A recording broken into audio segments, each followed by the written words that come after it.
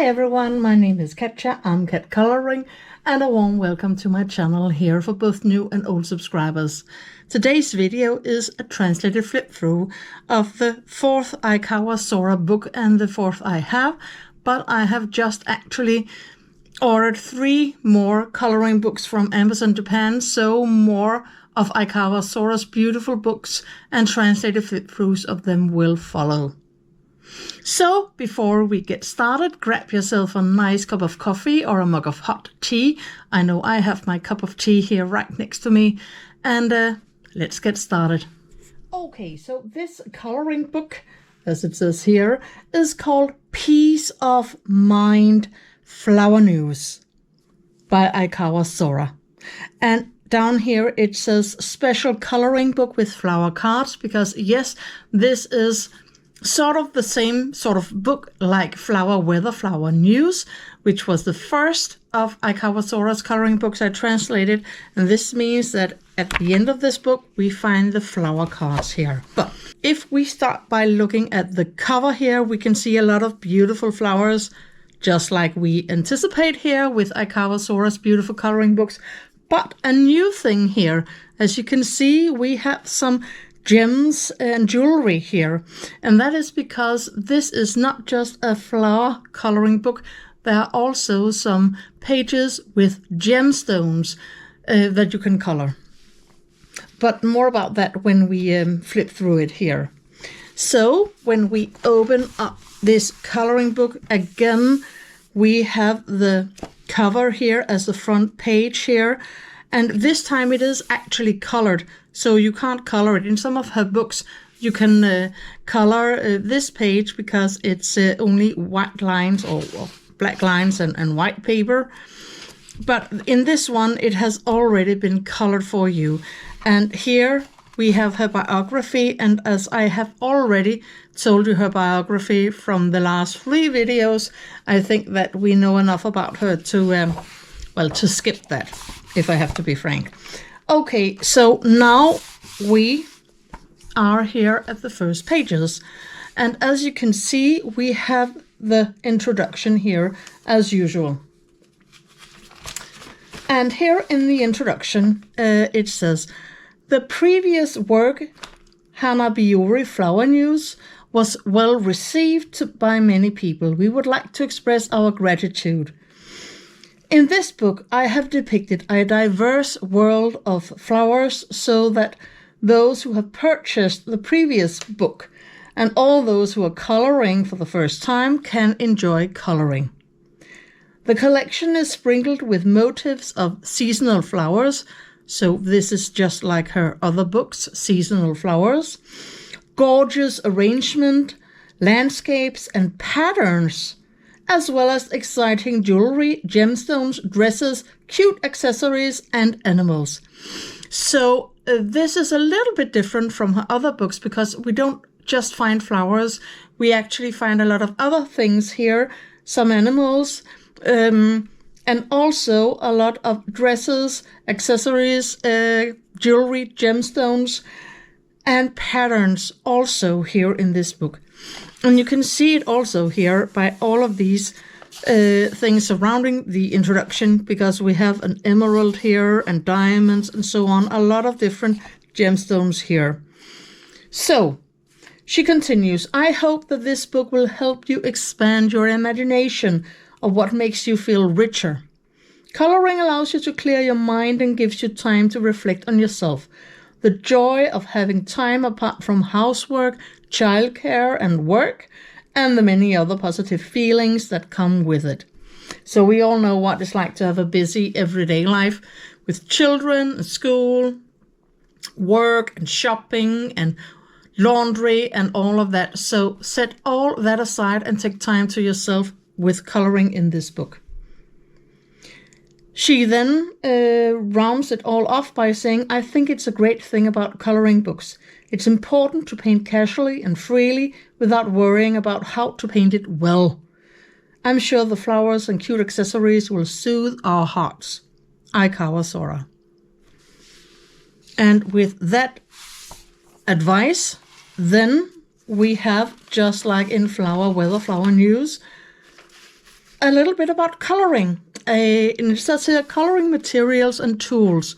So here we get some very good advice as to how we're going to be coloring on the next pages and what to use. So it says here, this book mainly introduces coloring books using oil-based coloring pencils. So they recommend directly using oil-based coloring pencils in these books on this paper. And I have actually already said it in one of my other videos. I think it was my completed pages video with pages from December 2024. I used the other book I have just translated, the one with here with the landscapes of the world, flowers and landscapes of the world, where I colored this double page, and I used Prismacolors, and they are wax-based pencils. And I had a lot of difficulties, especially in the larger areas, with layering and blending, and I had to use a Derwent blender actually to get it to work. That was really annoying. And that was because I had completely forgotten that they actually recommend oil-based pencils for coloring in these books on this paper. Then they write, please choose your favorite art material that you feel most comfortable with and that makes you feel happy. And here we can see oil-based coloring pencils. This book uses oil-based coloring pencils, which are easy to use even for beginners. The characteristic of oil-based coloring pencils is that the core is moderately soft, so they can write smoothly and color easily, making them easy to use for both small children and adults. And you can see here they recommend the Tombow, but that is because I think it's a Japanese brand that they recommend them. And you can also get the Tombow pencils on Amazon Japan. They say the Tombow coloring pencils, 36 colors used in this book, are vibrant in color and come in a wide variety of greens, which is convenient for coloring leaves. So apparently there are a lot of greens in this set. Actually, when I look at it, it seems like that we only have 4 or 5 green colors and a little bit more in blue colors. Well, okay. The intermediate purple tones are also useful for coloring flowers. And we do have some purples here. But, well, a lot of us, we already have oil-based pencils. Some have the Brute Funa. I think some of them are oil-based pencils.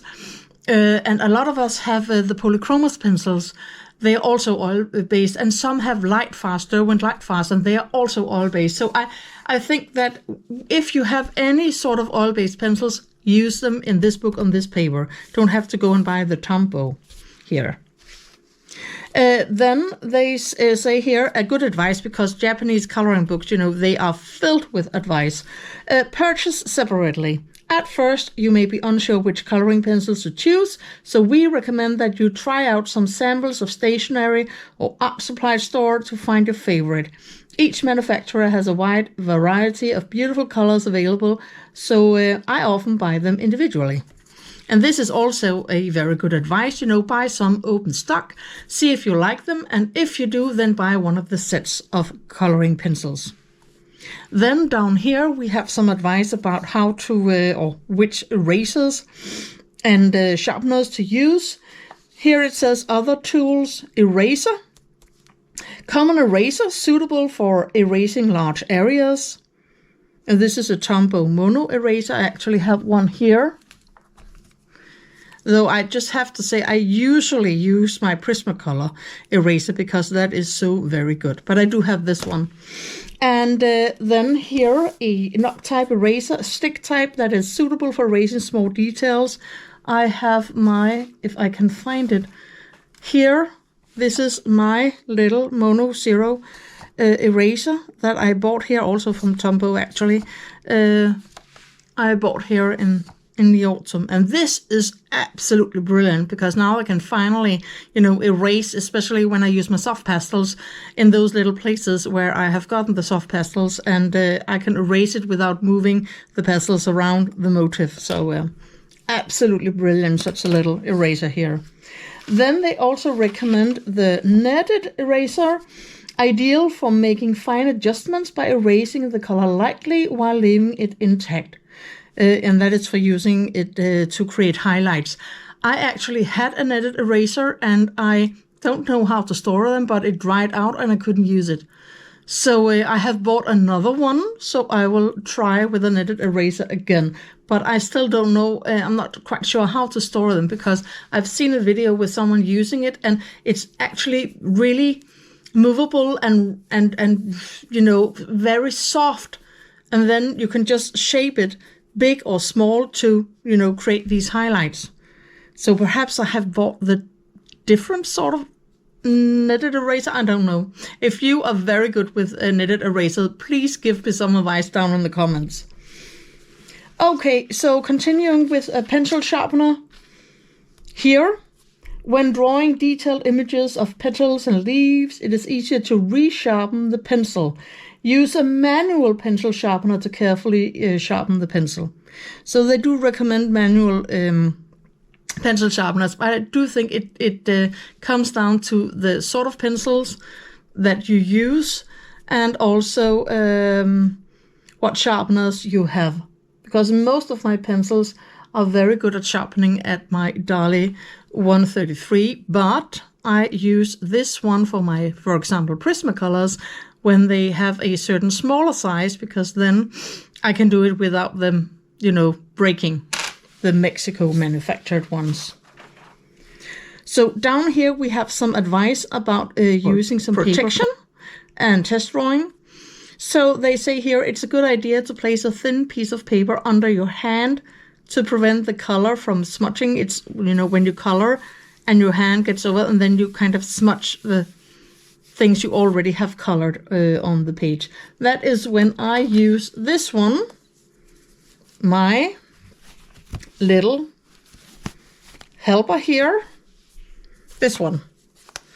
So this little glove here also helps protecting, so, you know, oils and stuff from my skin doesn't make the pages smudge. So you can also use a glove like this one, and you can buy this very cheap from, well, both Amazon, I think, and from Temu and AliExpress and so on. So, and also here, test drawing, it's very useful to have a small piece of paper to test out the color before painting, just like, you know, you have the coloring test page in Johanna Basford books, then do it on a piece of paper, or, well, perhaps in this book, I would actually use this page here. You know, we have the index and so on, so I would actually try to test some of the things here, because it's the right paper for the book. And remember, we do have some more thicker paper in these Japanese coloring books than what we're used to from Amazon coloring books, for example. And also, it doesn't say this as an advice, but pop some paper behind the page so you don't press too hard, and or if you use wet mediums, because you can also use watercolors or watercolor pencils in these books on this paper, then pop some paper behind so you don't bleed through here with the mediums you use. Okay, so the next couple of pages, or 4 pages, are actually color samples and basic coloring practice. So here you get a lot of good advice as to what techniques you can use to color, what methods you can use. So it says, we recommend making a color sample after purchasing coloring pencils. This is just like a swatch chart, actually. That's what they mean. Although it may seem like a hassle at first glance, it is useful to have these swatched colors when you're coloring. This is because the colors of the barrels and cores of coloring pencils can vary, and, well, we all know this. Also, by coloring with different shading, you can check the range of colors of the coloring pencils. Be sure to write down the color numbers and names written on the coloring pencils as well. However, if you think making color examples or swatching is a hassle, you can skip this step. The most important thing is to enjoy coloring. So, you know, I can just take a random one here of my swatches. So these were actually from my Derwent Inkten, so just what they mean is, swatch your colors and write the names and numbers of the colors you use. So, very easy. We all do that anyway. And then, when we come down here, they say, let's practice. And then they show you how you can hold your pencil with at the back of the pencil to ease the pressure, and down if you want to lay more pressure on the pencil. And then they, talk here about the layering and how to build up the color. So they say if you apply too much pressure at first, the color won't stick when you apply the next layer. So start with a thin layer and gradually build up the color.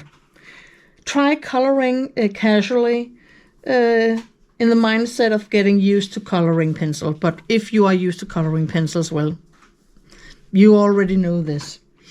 Then we have these examples here. Draw lines in the same direction. Apply evenly and gently to the petals and leaves and other things you are coloring, following the shape. This method is, like if you were swinging the pencil. So swing the lines in the same direction. This is for coloring animal fur, where you can, take the lines in the same direction. Here, layering the coloring pencil at a fairly even angle and color in the same direction. Suitable for coloring large areas such as the sky, for example, or if you have a huge patch of grass, for example. The trick is to paint gently and carefully with the same pressure. And then this one, here you layer evenly and gently.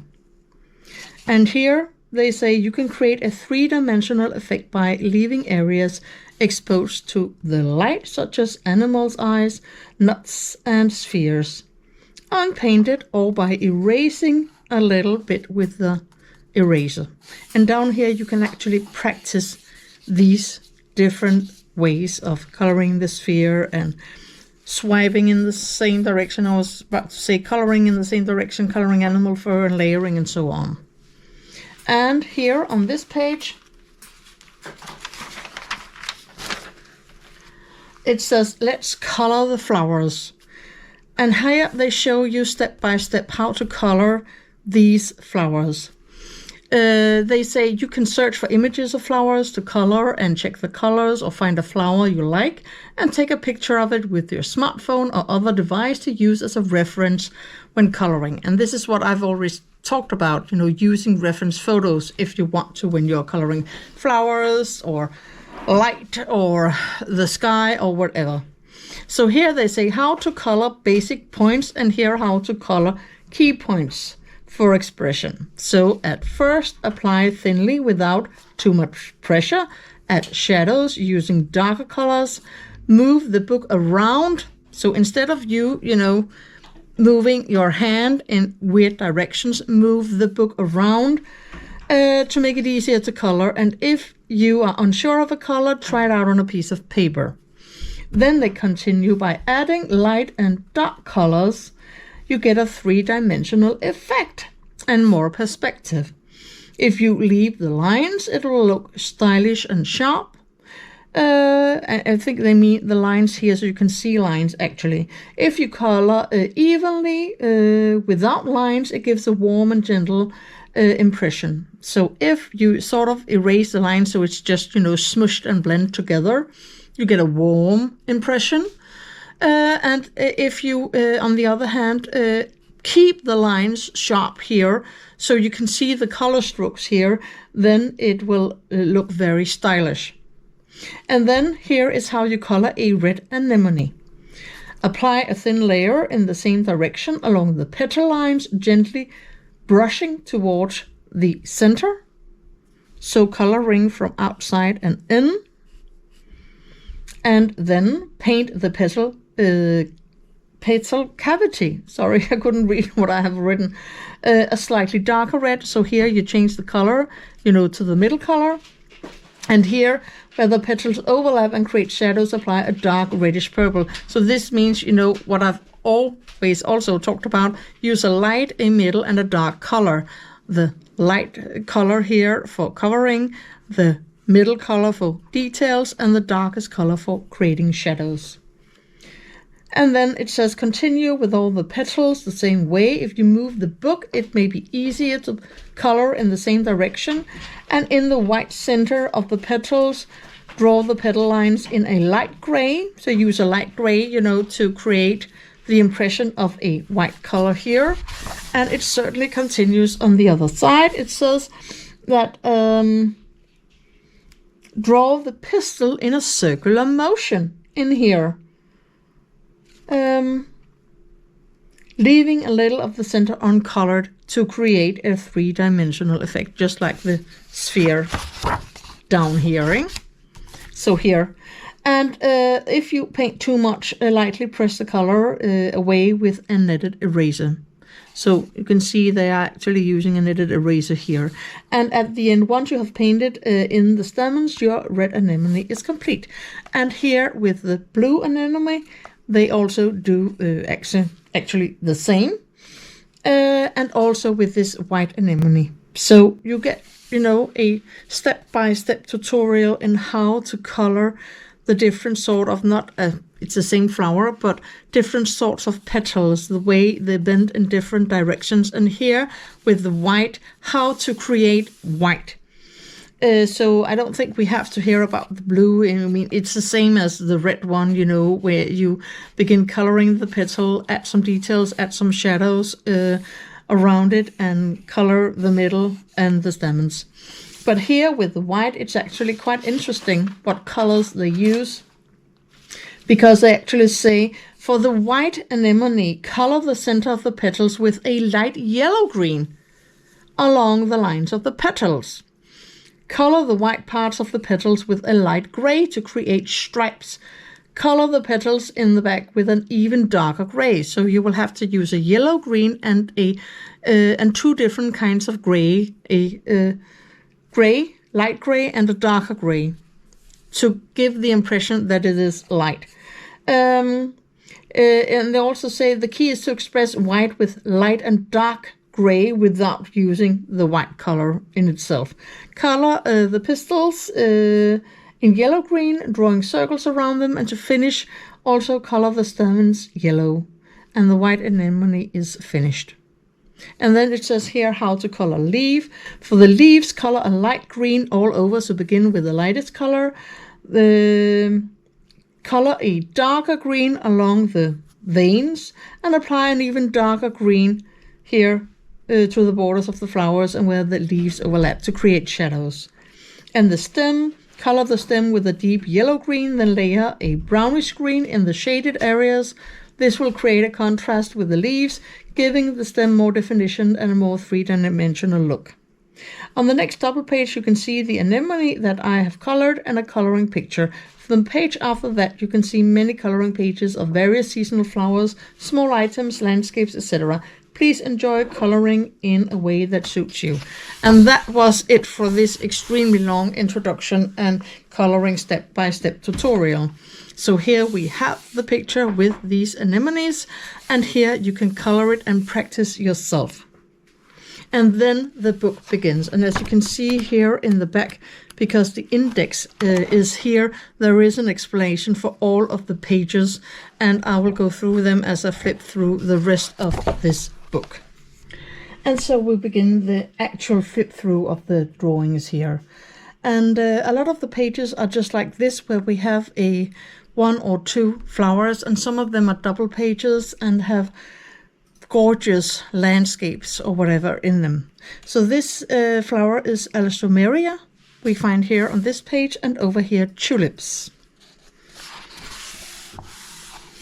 Then follows Osteospermum and poppies.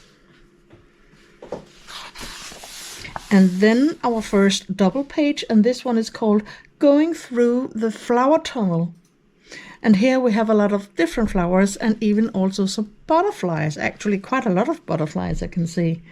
We find here Hera, Ageratum, Petunia, Agapanthus, Gladiolus, and marigolds. So a lot of different beautiful flowers you can color here on this double page. Then we have a bouquet here of pansy. And over here we have, this page is called Birds and Wreath. And here we find hydrangeas and roses. And also you can see here a little bit of pearls and jewelry. Here we have baby rabbits and violets surrounding them. And over here we have dogwood. And here we have a half wreath with mimosas and eucalyptus. So all of these leaves you can see are the eucalyptus leaves, and then we have the mimosas. And here we have a squirrel going out, and we find dandelions, of course, and wild strawberries.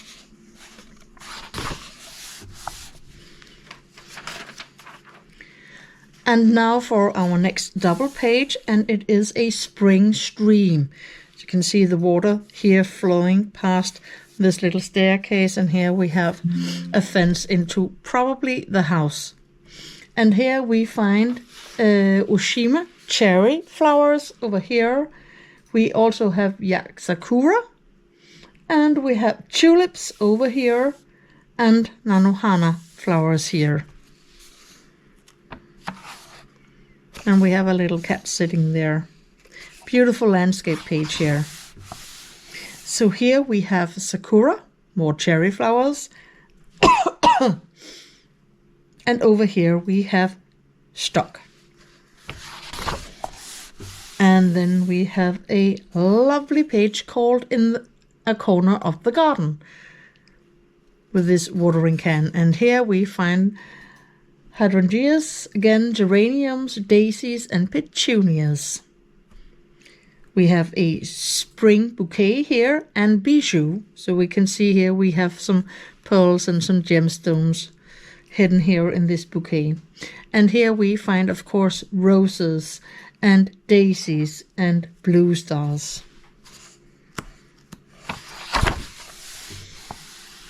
And here we have one of these dress pages, a retro dress look with peonies, of course.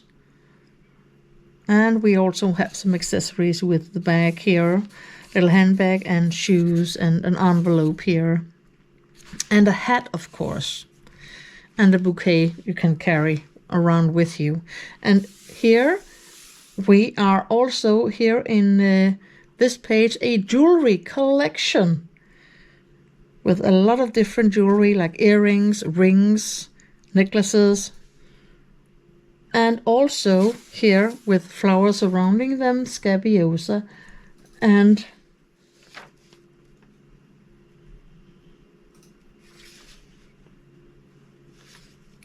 I can't remember what they are called. I couldn't read what I have written. Muscari, and then of course the scabiosa.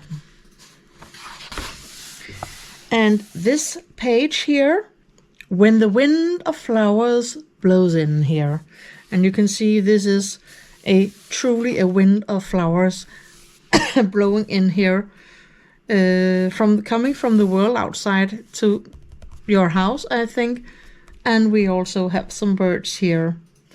So here we find tulips, and we find gerbera, calendulas, and lace flowers, forget-me-nots. We also find poppies, and campanulas, ranunculus, and pansies. So whatever your heart desires with flowers, you certainly find it in this wind of flowers. Here we find gerbera, yet again, and of course plum. These are not, plum, these are just plum flowers. Will be plums later, and then daffodils. So we have some very nice spring and early summer pages here in this book. Here we have Fuji and scabiosa, yet again. And sweet pea flowers and white clover. And another double page here. And this is a peony bouquet with roses and peonies. So a real summer bouquet here. And then we have here hydrangea. I will probably just color them blue because those are my favorite. And over here we have a flower-filled tea set with peonies here in this teapot. And then a nice cup of tea here. Placed on books actually. Nice. And here a flower hat and basket with flowers here. And here we find some lavender and roses. Very fitting with the lavender here. Also a beautiful summer flower. And here we have lilies. And then another beautiful double page spread here. Early summer garden. And again, roses, of course, because roses are a very beautiful summer flower. And we also have hydrangea, we have salvia, we have lupins, we have allium, hollyhocks, delphiniums, and a smoke tree up here. Wonderful double page. Then we have more lilies on this page and leaves from the smoke tree here. Roses. Lantana in a wreath with butterflies. And yet another double page spread here. And this one is called Flower Pattern with wild roses, anemones, dahlias, chocolate cosmos, carnations, lisianthus, celerias, dahlia, peony, stock irises, poppies, and a flower called Centaurea. So I do think that before you color a page, find the flowers and look them up to find out which is which, because I am not quite sure how the Centaurea looks like, and I'm also the chocolate cosmos. I'm not quite sure which one of these are, but the poppies are down here at least. And this is a dahlia, and also here. And this looks like carnation actually. Well, here we have a dayflower and Spiranthus crenata and lotus flowers. Lisianthus, morning glory, and mirabilis.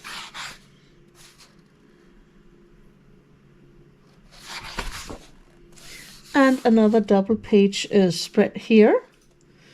This is more sea-like inspired. You can see we have some shells here and there and a starfish.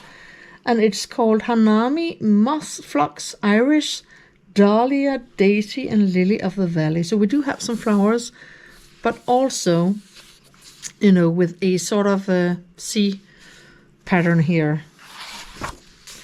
So it gets even more tropical now, because here we have ice cream and summer arrangement with sunflowers, color lilies, dendrobiums, and carnations. And over here we have a very nice drink, dreamy cream soda with lisianthus and iris. We have curcuma here, flower, and strelitzia over here. Rose and thistle. And these can have some very nice purple colors, thistles. Another beautiful double page spread here, summer flower field with lavender and osteospermum. And then we have the mountains here in the background. Beautiful page. Here we have almost a wreath-like page with cosmos flowers. And here we have sweet osmanthus and coxcomb. That must be the coxcomb actually. And here it says, this page is called Lampshade and Christmas Arrangement with rose and lily of the valley and lilacs. So that's not quite what I picture in my mind when I hear the words Christmas with these flowers, but I have to remember this is Japan, so perhaps these flowers actually bloom in Japan during Christmas. And also over here, a candle arrangement by the window with roses. Also a bit Christmassy here. And another double page spread, Autumn Tea Party with dahlias, Safari Sunset, and Symphori Caripas. Never heard of that, but perhaps it's these sort of berries here. And then a very nice tea table here with a cup of tea, cakes, and so on. Nice. And here we have, of course, dahlias and dianthus. And one of my favorite during winter, actually, cyclamen. We have another one, kalanchoe. Here we have salvia and bidens.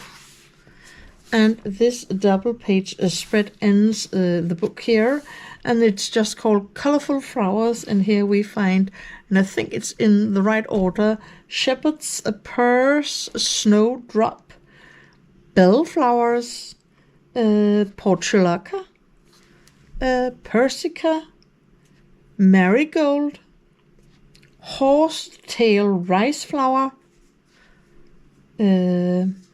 violet here, and then Venedium, purple flower, sweet pea flower, chamomile, forget-me-not, and dogtooth violet. And this is, it says here it's a snowdrop. I think it's another kind of species from, it's not the same as this one actually. So I actually think that this one is winter aconite, you know, these little yellow flowers that we find during spring together with the snowdrops here. And that was a dogtooth violet. And that was it. Then we have the index pages here and a special appendix, how to use seasonal flower cards. Seasonal flowers are featured on postcards. Please color it and complete it. Try sending it along with the message. Please cut along the dotted lines in use, and please include a stamp when sending. And then if we take a look at the cards, we find pansy on this one and freesia on the other one here. And the paper here is really, really thick with these cards, so you can cut them out and send them in the mail. It's extremely smooth, this one, so I would probably use the oil-based pencils or perhaps even markers for these cards. Puppies, we have here Scabiosa and Muscari. Then we have a card with Calla Lily and Rose. And another one here with Lily and Morning Glory, Mirabilis, and Osteospermum and Alstroemeria, and jewelry, and forget-me-nots and dogtooth violet. And that was it. That was the end of this book from 2023. By Aikawa Sora. That was it. That was the end of this flip through of Aikawa Sora's Peace of Mind Flower News coloring book. Thank you so much for watching. Please like this video and subscribe to my channel if you haven't already. Remember that I have an entire playlist called Translated Flip-Throughs, and here you find my translated flip-throughs of especially Japanese coloring books, but also a video with the stories behind fairy tales and folklore coloring book by Emilie Lidehall Øberg, a very popular coloring book which has been reprinted in the coloring community. So, I hope to see you soon again here on my channel. Upcoming videos, color and chat, of course, and more reviews are also coming. So until I see you in the next video, have a lovely day. Take care of yourself. Happy coloring. Bye.